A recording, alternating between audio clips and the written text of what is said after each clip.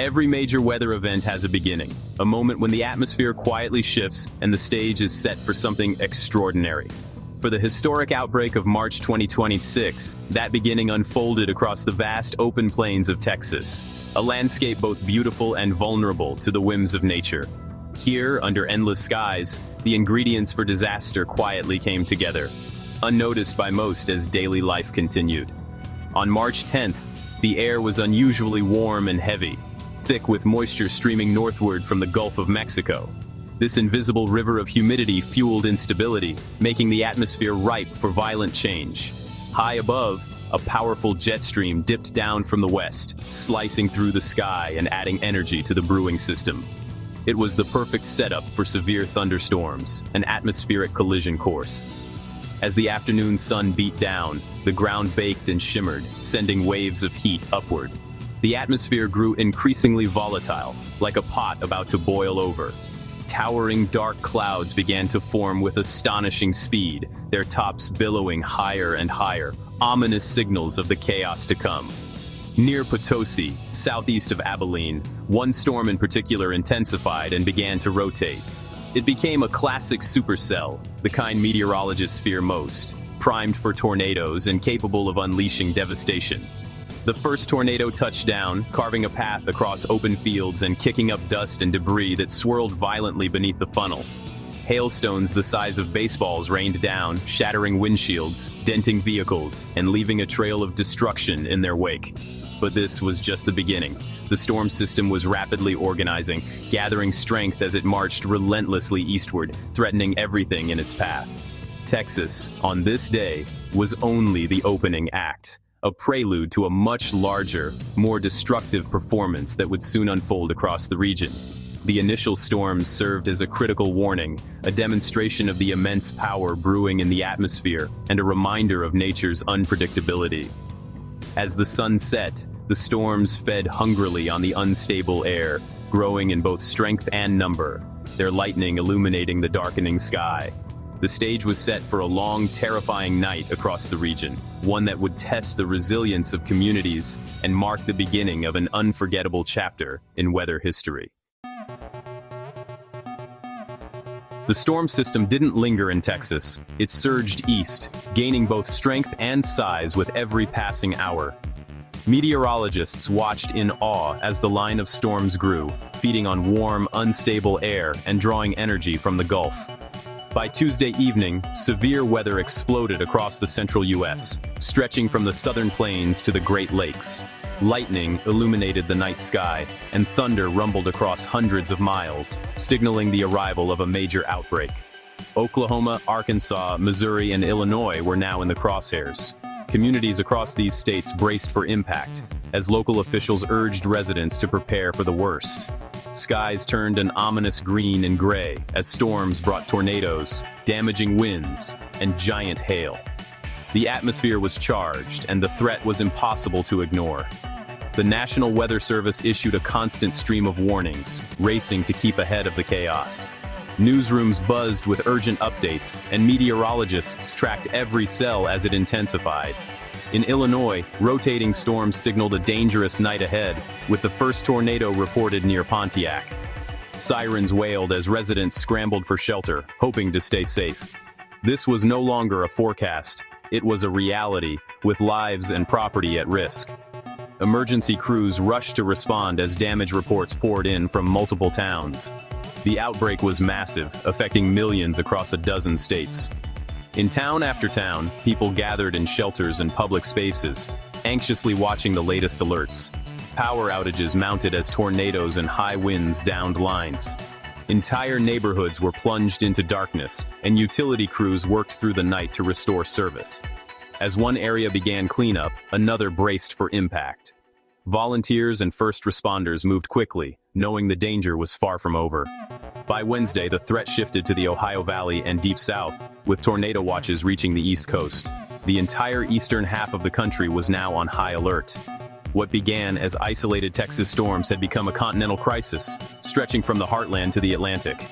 The nation watched and waited, hoping for the best as the storms marched on. Nowhere was the storm's power more evident than in Kankakee County, Illinois, where residents braced for the worst as the sky turned an ominous shade of black. On Tuesday evening, a violent supercell unleashed historic hail. Some stones measured an astonishing 6 inches across, shattering state records and leaving meteorologists stunned by the sheer size and force of the ice. The hail battered homes and cars, smashing windows, denting rooftops, and leaving the landscape scarred with thousands of broken branches and debris scattered across neighborhoods. Amid the chaos, the storm also spawned a large, dangerous tornado that carved a path of destruction through open fields and residential areas alike. The National Weather Service issued a particularly dangerous situation warning, urging residents to take shelter immediately as sirens wailed and emergency alerts flashed across phones. The tornado tore through the county, downing trees and power lines, leaving thousands in the dark and emergency crews scrambling to restore power and clear blocked roads. Roads were blocked by debris, hampering emergency response and making it difficult for first responders to reach those in need. Kankakee County declared a state of emergency to manage the widespread destruction, mobilizing local authorities and volunteers to assist with recovery efforts. The combination of record-setting hail and a destructive tornado left the community shaken, with families comforting one another as they surveyed the wreckage of their homes and neighborhoods. This was the worst-case scenario meteorologists had feared, a rare convergence of severe weather that tested the limits of forecasting and emergency preparedness.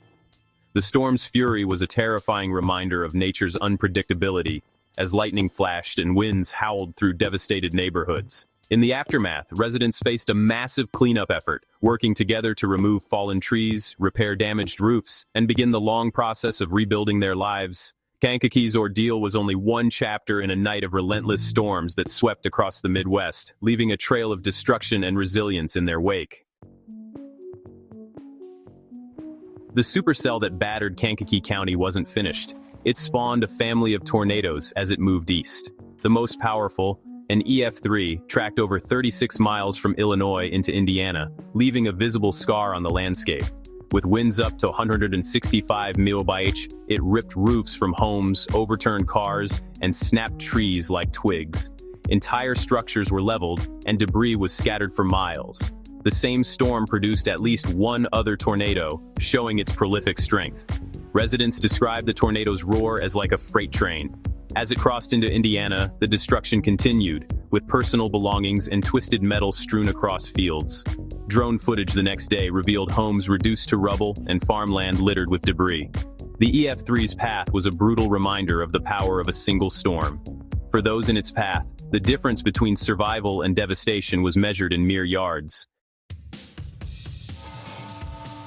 As the EF3 tornado crossed into Indiana, it struck Lake Village in the dead of night.